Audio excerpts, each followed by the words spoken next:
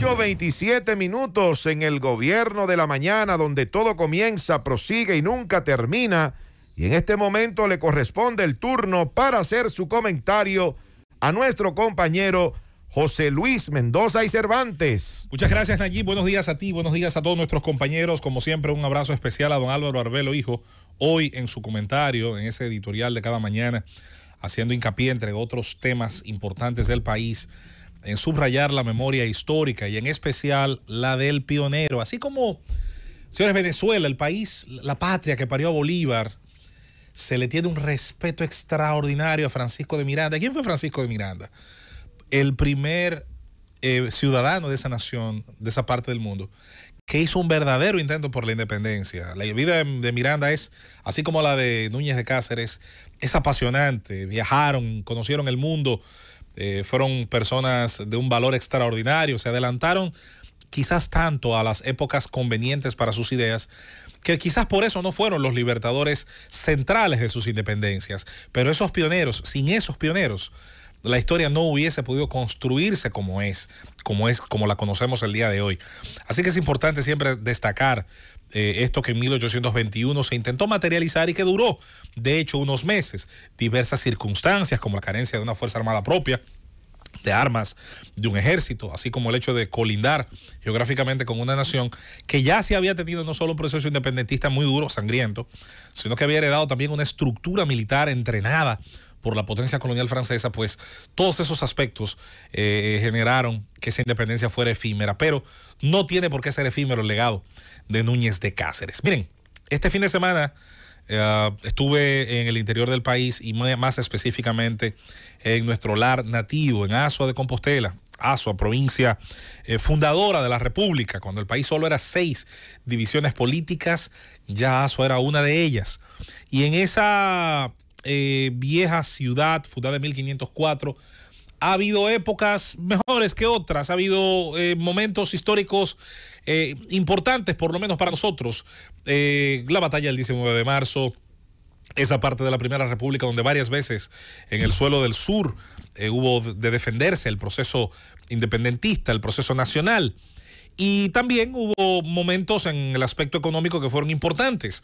Mucha gente desconoce, voy a citar 2 ejemplos, que en el desarrollo de la economía dominicana del siglo XIX, inicios del siglo XX, hubo un cordón azucarero sureño que iniciaba en el ingenio Nueva Italia, que es hoy el CAEI, que seguía a la región sur en los ingenios Cepi, Central Ansonia, y que llegaba hasta Central Barahona. Incluía, porque Trujillo hizo en el sur el ingenio más grande del mundo en un momento dado en cuanto a maquinaria y a volumen, que era Central Río Jaina. Una maquinaria tan grande, tan impresionante, que solo el sonido de sus motores generó un refrán que todavía hoy lo utilizamos cuando se enciende una maquinaria. Comenzó Jaina a moler. Y era básicamente porque ese sonido se proyectaba kilómetros y kilómetros a la redonda, producto de la fortaleza de esas maquinarias. Sonido que recuerdo con mucho cariño porque mi padre fue 27 años operador de bomba en Central Río Jaina. En Río Jaina. ¿Qué te parece? Ese cordón azucarero del sur también tenía la actividad maderera. Por muchos años, sobre todo en la época de la Primera República, uno de los principales elementos de exportación del país antes del desarrollo, tanto de la actividad tabacalera como de otras actividades, fueron los aserraderos. Y una inmensa cantidad de ellos estaban apostados, entre otras cosas, en territorio del sur geográfico del país, muy especialmente en la zona de Ocoa y de Azua. Que te interrumpa, José Luis. Adelante, don Álvaro. Como tú señalas, el Central Río Jaina era el más grande del mundo. Este pequeño país se permitía ese lujo. Trujillo le encargó esa obra, o sea, de hacer el contrato y traer las maquinarias y traer el personal a don Anselmo Paulino Álvarez. Así es. Que era un amigo personal de Trujillo, y Trujillo lo hizo incluso general. Después cayó en desgracia porque tenía problemas con miembros de la familia de Trujillo, sobre todo con el general de 4 estrellas, Rafael Leónidas Trujillo Martínez, y con la propia primera dama de la República, María Martínez Alba de Trujillo, y que eso lo hizo caer en desgracia. Pero bueno, hasta preso tuvo y todo eso. Así es. Después Trujillo le permitió salir del país. Pero eso no es importante. Lo importante es que le tocó a don Anselmo Paulino Álvarez montar el central azucarero más grande del mundo. Y como todas las comunidades, don Álvaro, que tienen algún tipo de capacidad, obviamente, de generar riqueza, mucha o poca, o por épocas importantes, bueno, esa región del sur, hay que decir que también hizo su aporte cultural. Ayer nos tocó, entre otras cosas, ser testigos de una interesantísima exposición de artistas plásticos y ver el estado en el que actualmente está el Ateneo, que por cierto en el año 2025, que ya en un abrir y cerrar de ojos viene por ahí, se van a cumplir los 100 años de esa fundación, de ese gran esfuerzo de azuanos ilustres por tener, señores, desde esa época una biblioteca pública, por tener la escuela de danza, la escuela de música y tener un centro cultural de donde ha surgido, hay que decirlo, expresiones, muchas de ellas ya con una huella en la historia. Don Álvaro ha sido un promotor de la figura de Héctor J. Díaz, uno de los poetas populares posiblemente más conocidos del país. Su obra y esencial. La figura número uno de los poetas románticos dominicanos, Héctor José de Regla y Díaz, el más grande homenaje que se le ha hecho a él, se lo hizo la más completa artista dominicana de todos los tiempos. Olga Lara. Olga Lara. Otra compueblana genial. La mamá de Karina. Así es. Otra compueblana genial también que tenemos nosotros los azuanos. Dicho sea de paso, es un orgullo también contar con ella. El día de ayer estuvimos presentes en la biblioteca y vimos lo bueno y lo malo. ¿Qué es lo bueno y qué es lo malo? Bueno, voy a empezar por lo positivo. Lo primero es que gracias a mucha gente que primero saca de su tiempo, que hace un esfuerzo, incluso por encima de sus obligaciones, se mantiene la actividad cultural, se mantiene la actividad de la enseñanza de teatro, se mantiene la actividad de la enseñanza musical, se mantiene el trabajo de los artistas plásticos. Hay todo un enorme esfuerzo por seguir recuperando piezas históricas y mostrarlas, pero viene la parte negativa. Señores, yo decía hasta los otros días, yo descubrí que yo estaba equivocado toda mi vida. Yo decía, don Álvaro, que los ladrones no robaban libros. Pues mire, la biblioteca de Asua ha sido víctima de robo varias veces, pero si los robaran para leerlo, fuera un palo. Los roban para venderlos. ¿Por qué? Porque han robado piezas, Nayib, libros de 1882, piezas históricas que solamente por su antigüedad y por las firmas que tienen de literatos, de figuras como el general Luis Peltier, de autores, de poetas, deberían estar en áreas donde incluso la humedad se controla, como los humidores, para conservar esas letras, esos libros, esos textos, esos dibujos, esos diagramas.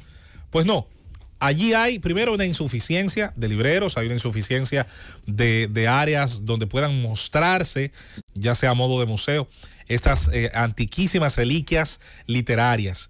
Y está simplemente arrumbado como se puede, como lo ha logrado categorizar parte del personal.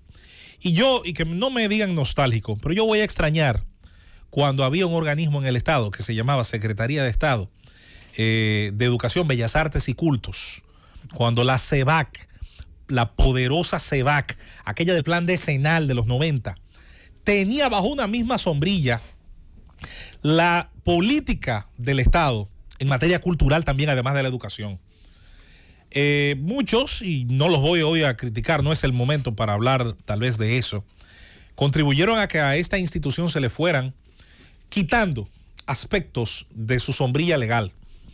Y el resultado que hoy tenemos es que teniendo más instituciones, más presupuesto, más partidas, un Ateneo como el de Asua, una biblioteca pública como la que allí hay, donde gente como yo se benefició, de que fueran asequibles, libros de textos, el museo, con el gran trabajo del fenecido Eddie Cuevas Novoa, nuestro arqueólogo histórico de esa región, hoy está en peor estado que cuando existía la CEVAC, que cuando había una gran institución y que regía con mano de hierro.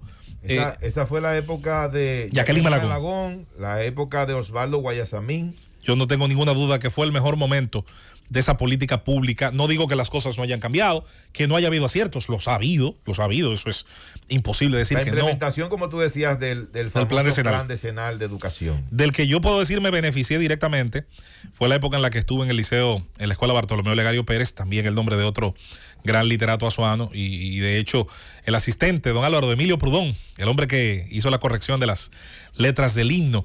Interesante que en esa época, además de los libros de texto, el tema del desayuno escolar, se hicieron los primeros intentos de hacer las premiaciones a los estudiantes meritorios. Lo recuerdo y lo viví. Así como también allí fue una época muy interesante. Incluso se hicieron los Juegos Escolares Deportivos en 1996. Pero bueno, para no diluirme, solamente voy a pedir y exigir al Ministerio de Cultura, porque ya hay un tiempo que, por más que yo quiera, no va a volver. La máquina del tiempo no existe, está solo en la literatura, en los libros de H.G. Wells y en otros textos. Y en las películas. Y en las películas, por cierto. Pero como no podemos traerlo a la realidad, lo que sí le vamos a exigir a la autoridad de hoy. Y recordar como dato histórico, haciendo justicia, que la profesora Aída Cartagena Portalatín fue la primera secretaria de Estado de Educación, Bellas Artes y Cultos. Eso fue en el triunvirato. Así es. En el segundo triunvirato. Aída Cartagena Portalatín pertenece a la historia, repito, como la primera mujer en desempeñar ese cargo. Moncana, además, don Álvaro. En aquel poderoso segundo triunvirato de Donald Reed Cabral, que no eran 3, era un triunvirato de 1, pero bueno, en todo caso... Eran triunviratos de 2. Bueno. Hubo una rueda de prensa internacional, ¿verdad?, en la que estaba mi amigo Donny, doctor Donald Joseph Reed Cabral, mi amigo Donny, y estaba Ramón Cáceres Troncoso. Eran 2. Ya había renunciado el triunviro vegano por tantos problemas que hubo, pero bueno, el caso es que un periodista le dijo, señor presidente, pero ¿qué contraste es este? ¿Cómo es esto de que usted preside un gobierno de 3, un triunvirato, y sin embargo ustedes son 2? Y Donald les respondió, es que el doctor Cáceres Troncoso representa 2. Ah, oye, pero qué tigueraje. Qué salida. Qué salida de abajo de una rueda de un camión. Hijo, por cierto, de Moncáceres, ese servidor público. Miren, voy a cerrar diciendo que está demostrado que los pueblos que tienen acceso a la cultura en el día a día y dentro de la cultura, porque cultura es todo lo que hacen los pueblos, a aquella parte de la cultura que está diseñada para elevar su espíritu, que está diseñada para conocer su historia, que está diseñada para poder digerir sobre todo los grandes clásicos y las grandes influencias de la cultura internacional, de la cultura universal, son los que han podido ayudar al crecimiento de los mismos. No es casualidad que los pueblos que tienen acceso a una alfabetización, a una educación, a una lectura comprensiva y reflexiva, y que pueden a través de la ficción completar aquello que decía Pío Baroja, la ignorancia se curaba leyendo o viajando. Aquí hay gente en este país que se quema en lectura comprensiva. Y para no meternos en los otros campos del conocimiento. Entonces, así las cosas, yo quiero primero defender la existencia en algunas poblaciones del país de estas sociedades culturales. Segundo, que a cultura combinar al Ministerio de Cultura a dar lo que le corresponde, tanto en el aspecto infraestructural como el aspecto de personal, como el aspecto de la nómina, como en el aspecto de motivar el trabajo de los entes que ya hace años están haciendo un trabajo comunitario. Los pueblos, señores, tenían antes las retretas, las escuelas de música, los profesores de las distintas áreas que mencioné.